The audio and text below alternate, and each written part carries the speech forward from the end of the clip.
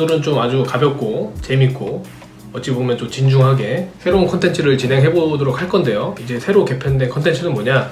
이제 바로 이제 길이 뽀개기입니다. 일단은 오늘 이제 게스트가 있는데 앞으로 이제 함께 계속 해주실 분이에요. 근데 옆에 이제 화면상에는 없죠.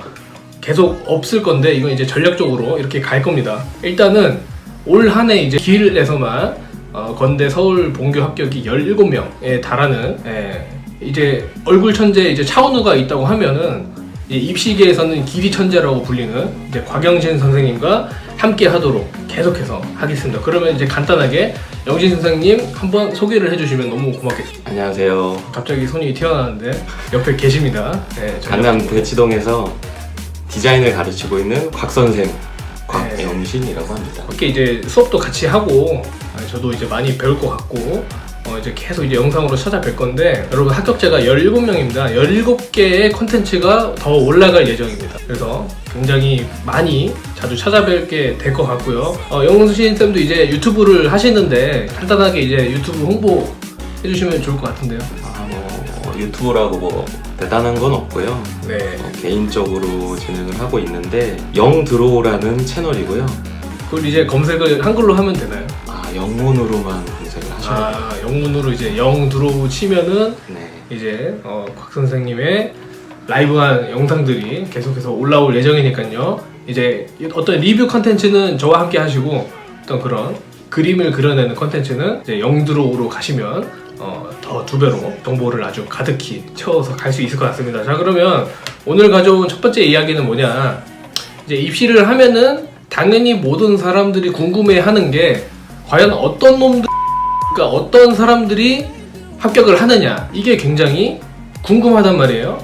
그래서 저희가 가져온 거죠. 17명이 붙었기 때문에 하나하나 낱낱이 어떤 그림이 붙었는지를 라이브하게 보여드릴 겁니다. 자, 그래서 첫 번째 산업디자인과 이제 합격작, 이제 재현작을 가져온 건데 이건 이제 학생이 스케치를 뜬 거, 그러니까 재현 스케치를 뜬 거 위에 제가 채색을 올린 겁니다. 그래서 이제 실제 합격작보다는 조금 묘사라든가 이런 게 좀 더 올라오긴 했지만 대충 이런 분위기로 붙었다라는 걸 알고 계시면 좋을 것 같고요. 자, 그러면 일단 문제 대략적으로 한번 파헤쳐 보겠습니다. 문제를 한번 읽어볼 텐데 일단은 뭐 이게 도형의 평면도가 나와 있어요. 네, 평면도가 나와 있고 이건 위에 있는 건 예시고 밑에가 이제 평면도죠. 요걸로 만들 수 있는 여러 가지 도형을 가지고 이제 화면을 구성하는 게 될 텐데 이제 다른 어떤 자질구레한 어떤 자세한 것들은 빼겠습니다. 다들 알고 있는 거니까 그거는 이제 자체하고 이제 문제에 대해서 이제 포인트를 한번 이제 한국 학생들은 이제 쪽집게 좋아하지 않습니까? 이제 이 문제에 있어서 가장 중요한 포인트를 아주 쉽게 몇 가지 뽑아주신다면 기초 디자인이라는 실기 과목은 네네. 배 선생님께서 예전에 영상으로도 말씀하셨던 것 같은데 그렇죠. 네. 말 그대로 기초 디자인의 기초라고 해석을 해도 무방해요. 평면과 입체를 잘 이해하고 있는가에서 시작한다고 저는 보고 있는데요. 지금까지 출제된 문제들을 보면 실물을 꼭 관찰을 해서 평면과 입체를 이해하는 문제라고 한다면 이번 건대 산디과 문제는 그냥 말 그대로 평면이 입체로 변하는 경우를 이해하면 풀어낼 수 있는 문제다. 그러니까 이제 산업디자인과이기 때문에 좀 더 그런 부분이 좀 강조가 됐다고 볼 수 있겠네요. 실물보다는 이 사람이 이제 평면을 보고도 어떻게 입체로 접근을 할 수 있느냐, 어떤 그런 기초적인 능력을 보겠다는 거죠. 네, 실물을 통해서도 볼 수 있지만 네. 실물이 아니고도 이런 경우는 같은 맥락으로 해석을 할 수가 있는 거죠. 일단 첫 번째는 여러분이 생각하시는 도형을 남이 봤을 때 헷갈리지 않게 이게 제일 중요해요. 그러니까 디자인이니까요. 그렇죠. 네. 그것을 잘 전달하는 것이 포인트고요. 두 번째로는 이 세 가지의 도형을 빠짐없이 모두 조합해서 2개만 쓰면 안 돼요. 한 그 정도 2가지 정도 된다고 볼 수 있겠네요. 그렇죠. 그러니까 이제 자기 예술에 빠지면 안 된다는 거죠. 그러니까 디자이너이기 때문에. 자, 그러면 이제 이런 어떤 해석은 어딜 가서 이게 들을 수 없는 굉장한 해석력 아니겠습니까, 여러분? 귀가 아주 활짝 열리는 것 같은데 앞으로 이어서 나오는 이제 채색 과정들은 또 어떤 채색 기법에 대한 이야기를 또 설명드릴 테니까요. 그 부분에 대해서는 또 따로 봐주시면 좋을 것 같습니다. 자, 이제 채색 영상을 같이 이제 시청을 하실 건데 요건 이제 재현 스케치를 뜬 거 위에 제가 이제 색깔을 올리는 거기 때문에 채색 과정이 좀 다소 많이 다를 수 있어요. 저는 그냥 이제 완성에 초점을 두고 찍었기 때문에 시간도 한 5시간 정도 걸린 것 같았고 이제 스케치 시간을 이제 합쳐서 생각해보면 되게 긴 시간이죠. 그래서 조금 영상의 퀄리티를 위해서 제가 좀 더 만진 부분도 있고 그리고 이제 처음부터 이제 완성을 해나갔어요. 근데 저희는 이제 수업을 할 때 그리고 아이들한테 얘기를 할 때는 전체적인 완성을 이제 좀 강조하는 편이어서 그런 건 좀 감안하면서 보시면 좋을 것 같습니다. 그래서 지금 이제 끝부분에 나무 질감으로 이제 시작을 해서 이렇게 쭉 이어가는데 선생님 요 문제 같은 경우는 이제 질감을 본인이 선택하는 거잖아요. 그렇죠. 예, 요게 이제 선택하는 데 있어서 어떤 기준이 있다면 어떤 게 있을지. 기준이라고 할 것까지는 없을 것 같아요. 그냥 본인이 네. 그래도 평소에 많이 그려봤던 거나 좀 잘 그릴 수 있는 것들. 배 선생님은 나무를 되게 잘 하시는 것 같아서 네. 여기에서 시간을 좀 많이 허비를 하신 것 같기도 하고 네, 맞습니다. 오래 그리시는 것 같은데요. 네, 좀 제가 욕심을 부려서 네. 해봤는데 저는 이제 학창 시절에는 좀 나무 질감에 되게 자신이 없었어가지고 나무랑 물 두 개 되게 자신이 없었거든요. 네. 그래서 좀 그런 거를 좀 많이 이제 연습을 했던 그런 게 있어서 좀 극복한 편입니다. 네. 실제로 이 그림을 그렸던 친구 같은 경우도 나무를 못하는 친구는 아니었는데 네네. 배 선생님이 워낙 잘하시니까 아, 감사합니다. 저 정도까지는 안 그렸던 것 같아요. 그쵸? 학생의 네. 그림에서는. 필요가 없죠, 사실. 시험장에서 저 정도, 그리고 저 후미 부분에서는 저런 표현이 이제 굉장히 이제 연비가 안 좋다고 할 수 있겠죠. 네, 시간적으로. 그래서 요 부분도 이제 나무로 진행을 했는데, 이제 많은 학생들이 또 이제 겪는 이제 고충 중에 하나가 무채색이잖아요. 나무인데 무채색으로. 네, 그런 거를 이상하게 생각하는 학생들이 있잖아요. 네. 그런 학생들에게 좀 약간 뼈아픈 말을 한번 해주신다면. 질감이라는 거는 말 그대로 나무 질감이죠. 네. 그림에서 나무라고 할 수 있는 그 컬러가 따로 정해져 있기는 한데 네네. 일반적인 나무 색상과 회색은 약간 이질감이 난다고 봐야죠. 그렇죠? 네. 네. 교수님 입장에서는 질감은 또 별개로 보신다고 생각하시면 될 것 같아요. 크게, 저희가 생각하고 네. 있는 갈색이 아니어도 네. 나무 질감. 예를 들면은 나무 집게 같은 경우도 컬러별로 있기 때문에 아, 페인트 도색이 된. 그렇죠. 노란색 네. 나무도 있고 네. 빨간색 나무도 있고 다양하죠. 그렇죠. 뭐 질감만 잘 살아있다면 뭐 색깔이 좀 변한다고 해서 어색하다고 할 수는 없는 거죠. 네. 그러니까 지금 같은 부분도 저런 회색이 아니라 되게 생색이 들어버리면은 이제 주제부를 이제 방해할 수 있기 때문에 되게 의도된 설정이라고 할 수 있겠죠. 네. 그러니까 그런 것도 이제 굉장히 기본적인 조형 교육에 의한 탄탄한 어떤 판단이 아닐까 싶은데 맞나요, 제 생각이? 잘 알고 계시네요. 아, 예, 감사합니다. 그래서 저기 어두운 부분을 제가 또 많이 파는데 저런 것도 이제 되게 효율적이지 않다고 볼 수 있겠죠. 실제로는. 지금 그리는 과정 자체가 네. 시험작을 기준으로 하고는 있지만 네네네. 선생님이 조금 더 손보시는 과정이기 때문에 네네. 조금 더 많이 표현을 하신 거니까. 그쵸. 예. 그리고 또 이제 이거 말고는 그냥 이제 그냥 합격자 리뷰할 때는 그냥 학생들이 그냥 리얼타임으로 본 거잖아요. 네. 예, 그런 건 이제 참고를 하시면 될 것 같습니다. 예, 요거는 이제 제가 좀 많이 손을 보는 편이고 특히 이런 블루 컬러 하실 때 어떤 색을 좀 주로 사용하시는지 저는 코발트 블루 좋아하는 편입니다.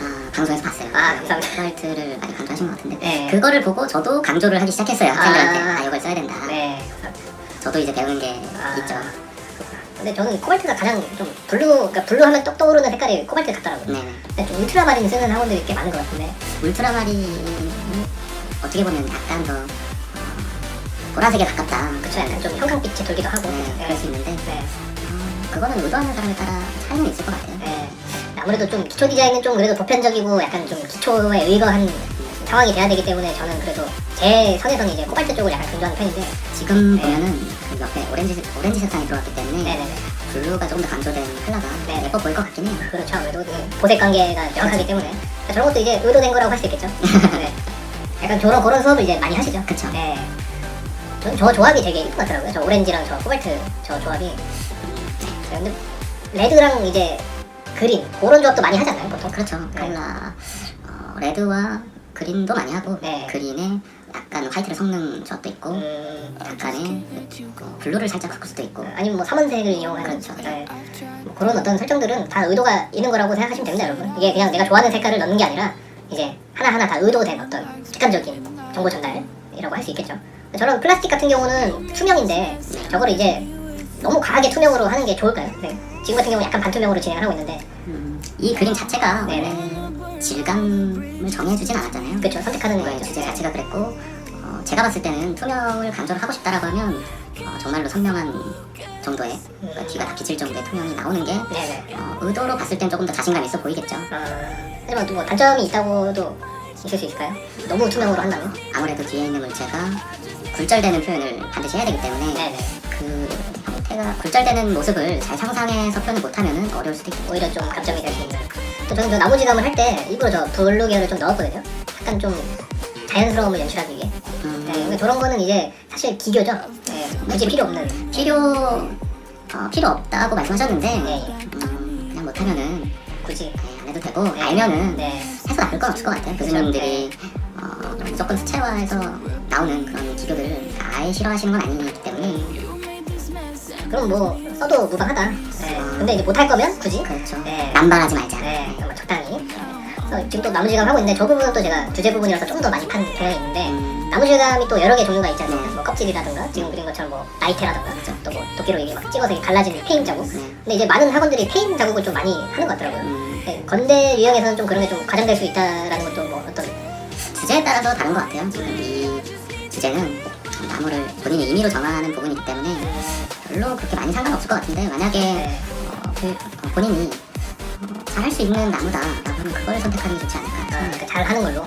아니면 뭐 이게 또 어찌 보면은 교수님들 입장에서 보고 싶은 건 이 기하도형 평면도를 입체화해서 어떻게 운영하냐 이건데 그렇죠. 굳이 거기에 막 이렇게 해고 해서 이렇게 막 이런 어떤 강렬한 질감 표현은 좀 오히려 굳이 너무 세면은 네. 그럴 수도 있겠죠. 네. 그리고 또 저런 마카 사용은 또 이제 학원마다 호불호가 좀 많이 갈리는 편 같더라고요. 댓글 달리는 거 보니까 어떻게 생각하시는지 마카 같은 경우. 저도 학생들한테 마카를 어느 정도 진행을 하라고는 하는데 네네.